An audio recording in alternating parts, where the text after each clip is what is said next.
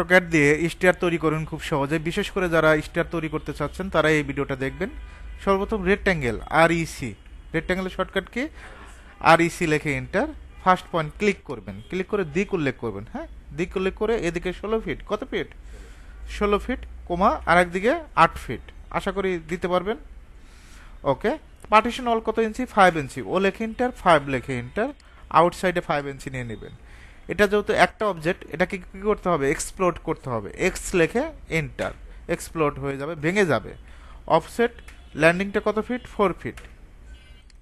ওকে, তারপর আমরা এখান থেকে ও লেখে এন্টার, 10 লেখে এন্টার।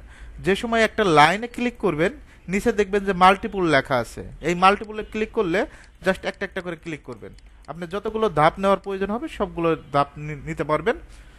ওকে, এখন মাঝখানে একটা রেলিং স্পেস দিতে হবে, তাই না? এল লেখে এন্টার, ফার্স্ট পয়েন্ট ক্লিক করবেন, সেকেন্ড পয়েন্ট অফসেট আমরা রেলিং স্পেস 4 ইঞ্চি দেব, তাহলে উপরের দিকে 2, নিচের দিকে 2, মাঝখানেরটা কি আর প্রয়োজন আছে? প্রয়োজন নাই।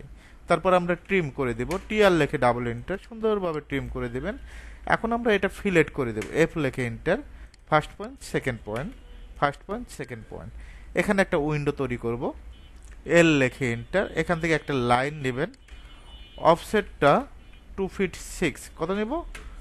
এদিকে 2 ফিট 6, এদিকে 2 ফিট 6, তাহলে 5 ফিটের একটা উইন্ডো তৈরি হবে। এখান থেকে আমরা এই অবজেক্টগুলো ট্রিম করে দিব।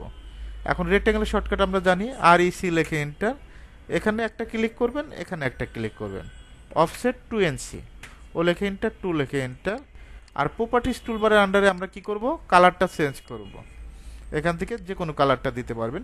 এভাবে চাইলে খুব সহজেই আপনি যে কোনো মেজারমেন্টের টু ল্যান্ডিং স্টারটা ড্র করতে পারবেন।